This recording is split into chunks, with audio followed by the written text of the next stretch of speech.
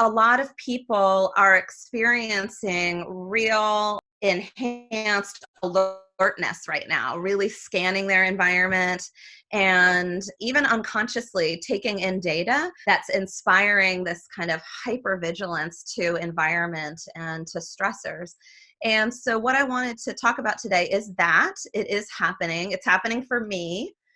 When we have things come up at night, things in your dreams or things that wake you up like a nightmare, we know that not only have we taken in scary data, which we all have taken in scary data. If you've turned on the news even for a minute, you've seen something scary, and you may not have turned on the news. You may just get scrolling news updates with statistics. The stories they tend to highlight are the most heartbreaking, most terrible. And the news right now is also sharing the outliers, the things that may not be happening with great frequency, but they are super scary nonetheless, like about young people dying, right, of COVID-19, or of a couple dying within 2 days of each other, of having, I could go on.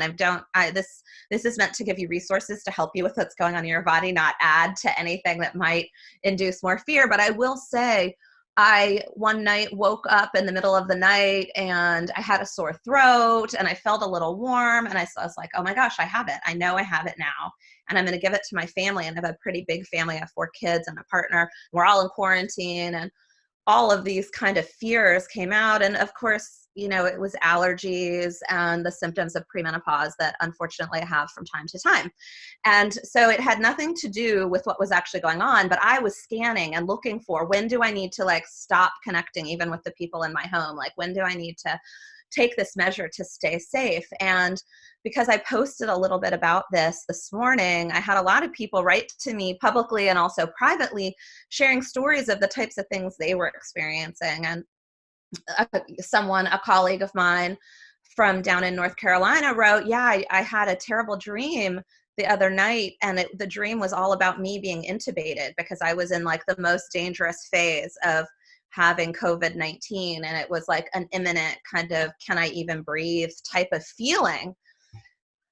And it was a great example of when it's deep in your unconscious. We don't control our dreams. They come up and they can be random and they can be any old thing, but they come directly from our unconscious. And when they come out that way, it means we've taken in enough data, either specifically physical data like numbers and facts and information, or visual inputs or sensory inputs, sounds, smells.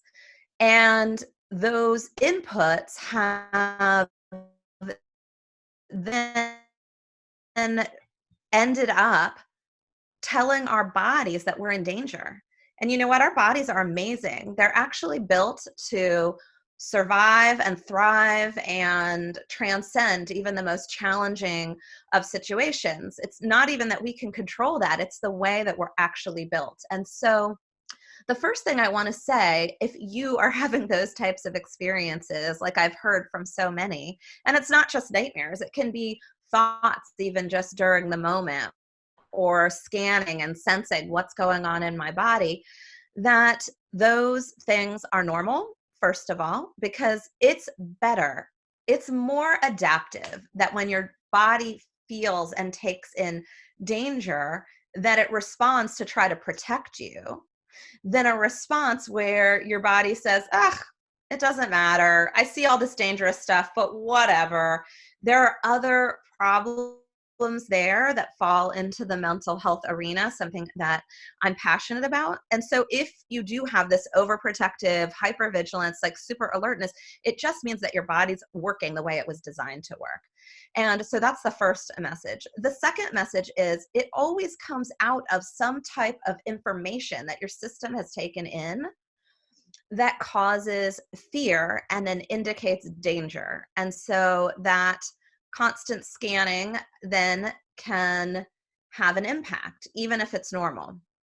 And so I want to talk about those impacts so that you can start to recognize them in yourselves or in clients that you're working with. But I also want to talk about what you can do about it and why those things are happening. So the first thing that I was just talking about was kind of, that's partially an emotional response. So when you've gotten danger inputs, the type of emotional responses that are normal when we're welcome,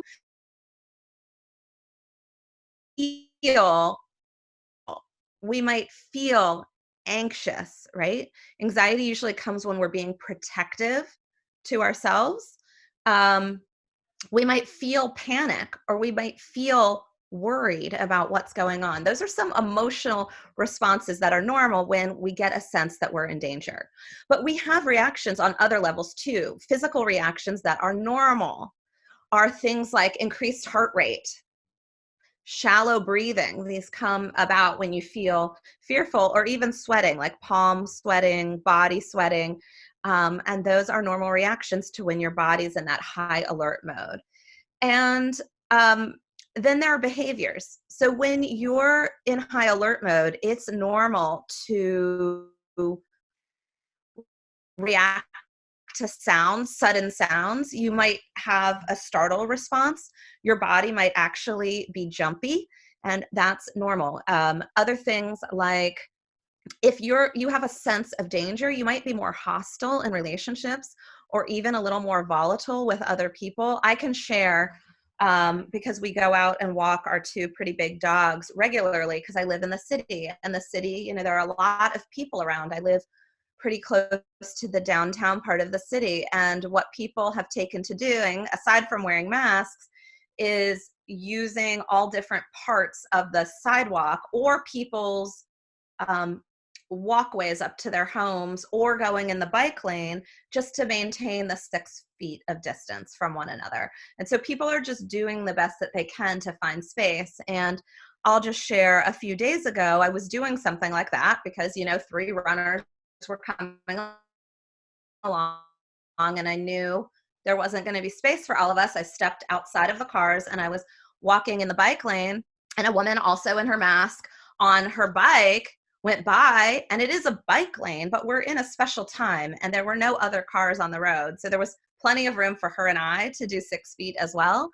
Yeah, but she yelled at me and she called me a bitch. And that is an example of someone who might be worried and afraid and feeling kind of hostile, or using words or tone consciously or unconsciously to get distance from someone else. And that kind of stuff is also normal, even though it's unpleasant. So a lot of things we talk about when we talk about the normal reactions to distress, or the normal reactions to trauma, are normal, and they're normal, and they might have some negative consequences. And that is certainly the case with hypervigilance. For my example, which is like waking in the night, feeling all the symptoms, and then thinking, oh, I surely have it now. I've been watching for it now. It must be today or tomorrow or whatever, is that my sleep is no longer sound, right? The 3 pillars of health, which we've talked about in past weeks, are sleep, exercise, and nutrition. So if my sleep is off and I'm waking multiple times during the night, or I'm not able to fall asleep because my body is on high alert, then I'm going to be sleep deprived. And then what happens? Then when I'm sleep deprived, I might be more irritable. And what does my environment look like? Well, my environment is the same environment every day for the last 4 weeks. Like, it's boring. It's the same stuff. I don't go anywhere. I don't do anything. And I live with 5 other people. So there are plenty of things to make me irritable within my environment. Add on sleep deprivation, and there's a whole other layer. Add on some of the distancing measures that I just talked about with relationships. A lot of us are working virtually. We're still having relationships with other people. And if we're depleted because we haven't gotten sleep, or we're depleted because we're revving on high alert, or we've had adrenaline going for a long period of time, then the way that we transact in those relationships could be very negatively impacted by irritability, but also some of the potential like hostility or volatility. So what can cause hypervigilance? We have it all the time right now because we're getting danger inputs, But like I talked about a few weeks ago when I was talking about triggers and I was talking about maybe already having a trauma history, that any type of trigger to past trauma may make someone even more susceptible to a posture of hypervigilance, right? So it's not just the data that's coming in now, but it's actually the triggers to past things that we might have been through that may doubly signal to our body it's time to be on high alert. It's time to kind of take care of ourselves. You know what another common trigger is, which we pretty much all are experiencing as a society? Being trapped. If you feel like you can't really get out, or you can't really move, or you don't have options in any way, and it might not even just be physically, it could be financially, it could be professionally, that your options have been very limited, that there are a lot of things that are out of your control, that can also tell your body you're not safe. You're not free to move around. So that can also be another trigger and then kick off that whole like hyper alert system that is designed beautifully to protect us and our bodies. Another thing that can be a big trigger is feeling judged by other people, getting a sense that you're judged, or maybe not being seen for who you actually are. That can give a message of unsafety, not feeling safe in relationship to another. That type of thing can also trip off hypervigilance. And another thing, well, I know some people have young kids in their homes, and young kids by nature are kind of random and chaotic, right? They kind of like topple around depending on the age, or they run around, and now they don't have really great outlets depending on how you have things set up from home. And so even just being around another person who is behaving in a way that feels to your system, to your sensory, like your energetic system that's scanning your environment, if it feels random or chaotic, where it's not predictable or calm or soothing, that can also kick off a whole myriad of feelings that will then create hypervigilance. And so you can hear, just those aren't all of them, those are just some of them, but you can imagine how many people right now are experiencing that incredible alertness and hyperarousal. So what's the antidote to this? What can we do about this? So what's actually inspiring the set of behaviors, the feelings, the physical symptoms are a basic message of fear in your body. And so the counterbalance to that is data, sensory, visual, auditory, olfactory, that tells your system that you're safe, that you're getting nurtured, that you're contained, comfortable, cared for. And so think about that. There are people right now, lots of people, that are glued to the television. This is a really challenging moment. And I'm not just talking about Netflix or comedians or funny series. I'm talking about the news. One like horrible story after another, one, system that's overwhelmed after another, all of the future projections of what I'm talking about, that addicted to that. And so what happens? You've got a feedback loop where you're constantly getting information that says danger. And then you don't have space or time to do things that tell you calm, nurturing, safe, all of that stuff. And then you're getting more danger by the addiction to the data that our bodies are actually watching, because the hypervigilance is trying to protect us. Like, I need more data. I need to know what's happening. I need to know about this. I need to know about that. What potential vaccines? What should I do? How do I keep myself safe? And on and on and on. We see that all over the place right now. What can you do to boost your immune system? What do you need to do to make sure that you survive this pandemic? All of these kinds of things. And so it's a really dangerous cycle that creates the hypervigilance and then just perpetuates it. And it can cause really big problems. I didn't talk about the other spectrum of kind of like severe hypervigilance, when you've really gone over the edge of alertness. And it's called paranoia.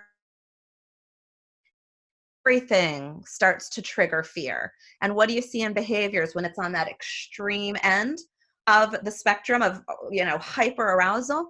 People being reclusive, isolating themselves, withdrawing from society in general, because it's all dangerous and it's all unsafe. It's the extreme measures that to our system guarantee safety. Sometimes these are conscious and sometimes these are unconscious, but it's a normal reaction to extreme exposure to danger stimuli. So on the other end, what can we do? It's all the stuff that we find pleasurable. For some people, it's making a conscious decision, and this may feel like moving through quicksand, to actually limit some of that media input and some of the danger input. It very much has to do with creating boundaries for yourself. Boundaries that say, look, I know this is going on and I'm feeling and noticing the physical symptoms in my body, and I'm going to implement a diet, right? A media diet for myself where I restrict.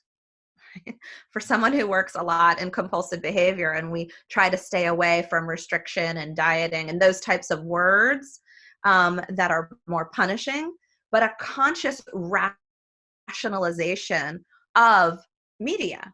Because if you fill all your hours, you're not going to have the amount of time to do some of the other activities that I'm going to talk about. So the first part is trying to make a conscious decision with that. If you or someone you know is too far gone and they feel like, gosh, I just can't, or you try to wrestle the remote from them and they're like, no, I have to watch this, then it may be time for, an increased level of intervention or maybe some custom tailored professional type of help. But this stuff is real. I've heard about this from many different people that are experiencing this, where they feel that they cannot break away or are really struggling to limit the amount of media that they're taking in for this reason, because they want to, the media feels like a blanket. Like, even though it's horrible, it makes me feel like I have more control because I'm on top of every greatest, latest recommendation. Okay, almost every person's frozen. Can you guys still see me? Yeah. Okay. Okay. So okay, so that's one part of it. And then for our nervous system, we want to be then engaging in activities that give us pleasure. What are those types of things? We've seen a lot of them already. They're being advertised all over the place, right? If I said the physical symptoms are sweaty palms, racing heart, shallow breathing, then yes, one of the apps that I've been endorsing, Breathe to Relax, is great. That's a great resource. If you aren't already familiar with how to change your breathing to be deeper and fuller, and that will really engage that part of our system, our parasympathetic nervous system that tells us, oh, right, I'm safe, then this is a great way to have guidance for that. Breathe to Relax. Meditations, if it's not part of your regular practice, we've seen a lot of that. Headspace is a great app to have guided meditations that help you calm your body. The counterpoint is calming your body. I realized, because I had 2 days this week where I had already, like 3 months ago, pre-planned consultants coming in to work with my team, my director level team, around strategic finance for our company, not our strong suit. And so they were, helping us with that. It was we had waited a long time. So we did it, and it was all virtual and it was all day, and I was inside all day. And I realized at the end of the day, I was so depleted. That was really not a nurturing activity, being in front of a screen all day in a seated position at my desk, being professional. And so I made a conscious decision that I was going to schedule myself with pre-planned breaks so that I could get outdoors. Now, not every day is a gorgeous day, but yesterday was a gorgeous day. And so in response to 2 days of online kind of virtual space, I took a few of my meetings just by phone. I just put my video thing on and I lay in a hammock outdoors, and it was awesome. And I could still participate. I was still tracking. I was taking notes, but my body felt so much better. And I was in a hammock. So for me, I love hammocks. It is very sensory. It's holding me and kind of cradling my body in a certain way. And so it gave me that physical input that said, hey, you're safe. It's probably kind of womb-like, so that always feels good to be held in a certain way. The weather was really nice. I was outdoors, so I got fresh air. That felt really good. That was sensory. It smelled good outside. I was right under a big tree, and that was really nice. And that was a concrete example of kind of quarantine or not, something that helped me. But the key to this is sensory, and we're all different. So what might help you, one person, is very different from another person. And by giving that counterbalance with things that are enjoyable, we can actually not shift the hypervigilance, because I actually don't think, as long as we're in the pandemic, that that's realistic, that it could fully go away. But we can certainly reduce the severity of how it's impacting us emotionally, physically, and in our behaviors. And so the key is to look for those counterpoints and look for ways to find calm. So what I want to do with you guys right now is introduce an exercise that you can use with loved ones, with yourself, with other people that might be struggling in this way. And if you have a piece of paper, great. If you just want to listen and follow along, great too. It's pretty simple. The first part to start out with is to do a basic kind of scoring index of how fearful you feel right now in the environment that you're in. So this is just to get it on paper instead of things just swirling around, to actually express them and have them move outside of your system. So the scale is 1 to 10. And 1 is, I am feeling so chill. I see this happening all around me, but I am just relaxed and enjoying every moment of my quarantine and my family. And I would say that if you're on a 1, there may be some other issues with your protective kind of self, but no judgment. It's a no judgment free zone. This is just data that tells you where you are. So 10 is I am terrified. I no longer talk to any other people. I'm having nightmares frequently, and I am scanning all the time. And 5, kind of in the middle, is, yeah, this has gotten to me, and I, from time to time think I have the virus, and I find myself scanning my environment. But it's not overtaken me, and I also have time at scale so that you get a sense of where you are. The second thing I want you to do is assess what percentage of the day, so this one is 0 to 100%, are you engaging in activities that are inducing fear? So 100% is all the time, every waking moment. So I'll just say waking moments, because, hopefully at night you're not taking in the data even while you might be having nightmares or things like that. So think of it that way. Waking moments, 100%, 0%. How much exposure do you have right now?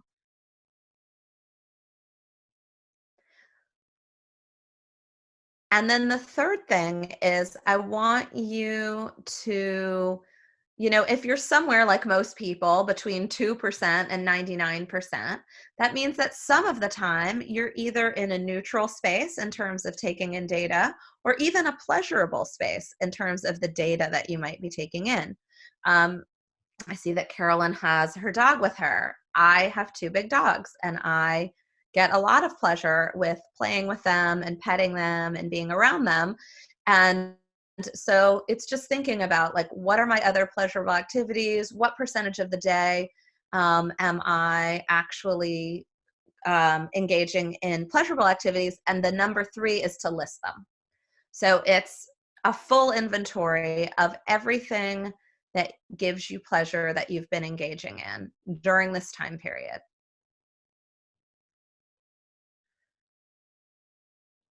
And for the purposes of the call right now, and for this,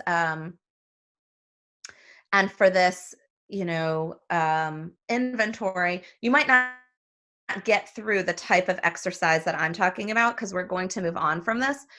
But it really is a generous dump and a different kind of scanning of, like, what are your pleasure inputs right now on all the different levels. It might help to also list out which ones are visual, right? How much am I looking at a pretty picture that I like? How much am I seeing a scene? How much am I noticing flowers that are blossoming? Visual. Um, uh, Olfactory, like how often am I smelling something that's giving me pleasure? I have a number of flowers, and I have lavender in the backyard, and we don't have much of a yard. I don't even have a yard. I don't know why I said backyard. It's like a back deck. Let's just say that.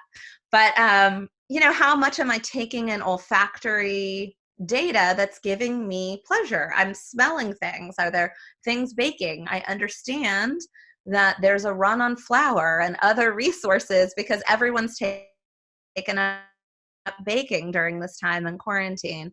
But those are kind of some smells that you might take in. Aromatherapy is certainly something that can be pleasurable. How much is the pleasure tactile? Do you have a big fluffy blanket that you sleep with? Is there a favorite couch? I love my hammock. That was a physical kind of sensory input. So just thinking about those types of things. Taste is another sensory input, things that give you pleasure. Oh my gosh, I don't want to skip auditory because so hearing things, music, beautiful types of sounds can also give pleasure to the body. So it's this big inventory of what you're already doing. And of course, the last one is what gives you pleasure that you're not doing? What are things that have been giving you pleasure that you're not doing? And all of this is so that you have a visual representation that's outside yourself of the resources, of the inputs, of how you're doing, and then the resources that are available to you. And the resources, hopefully in that last one, in number 4, that could be available to you if you get creative around it. If you maybe think about, oh, wow, these are some things that I used to do that I can't do anymore. How can I bring them into my life? There are obviously a lot of things that are going online in the performing arts that have become available. I was going to the opera and the whole Kennedy Center was shut down. That's a performing arts area center in our area, a big one. And so I wasn't able to go. And I do like the opera. And so how can I, if I was doing this exercise with you right now, I would have put that down as something that gives me joy in lots of different arenas of taking in data, but I can't do it anymore, or I haven't done it since, it's been 4 weeks on quarantine for me. And so how can I bring in that same pleasure by tapping into what might be available online or listening to, some of my favorite performances? It's starting to get proactive and visual around planning. And then what I'll say you can do with this exercise, which is basically an inventory and planning exercise to move your level of hypervigilance or to infuse more calm into your experience, is to find an accountability partner. If you're in therapy, it could be your therapist that you're talking to about how do I move this, or this is what I realized, especially if some of your numbers are an outlier in terms of level of fear or percentage of time taking in inputs of danger, because it's just data. It's not, it's not anything to judge on because we're all in a survival mode right now. It's just data that you might be able to move or shift by focusing on proactively planning for more pleasurable activities or creative ways to create the activities. The reason for an accountability partner: we are infinitely more likely to actually execute on a new plan if we just say it out loud to someone. There's a psychologist named Gail Matthews out in California who did a lot of studies on goal setting and goal actualization. And if you engage in a number of behaviors, you're actually way more likely to execute. And one of them is writing it down. So if you actually did the exercise now, you have a visual representation of what's happening. The second thing is to write a goal. So if you were at, 80% of my day is taking in danger inputs and you'd like to be more at 50%, then writing that down as a goal, as a specific goal, a SMART goal, which is specific, measurable, actionable, realistic, and time bound.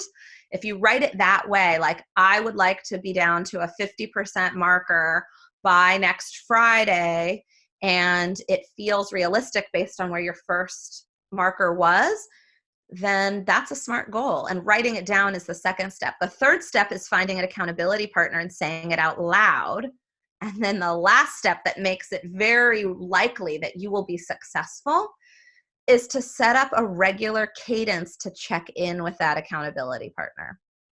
For some people, it might be once a week. It could be once a day. So saying, hey, look, this is where I started. I was at 80% danger stuff. Today, I feel like it's more like 70. Or wow, the next day it went down to 20. Here's what I did. Here were the 3 things that I said I was going to do to change that ratio.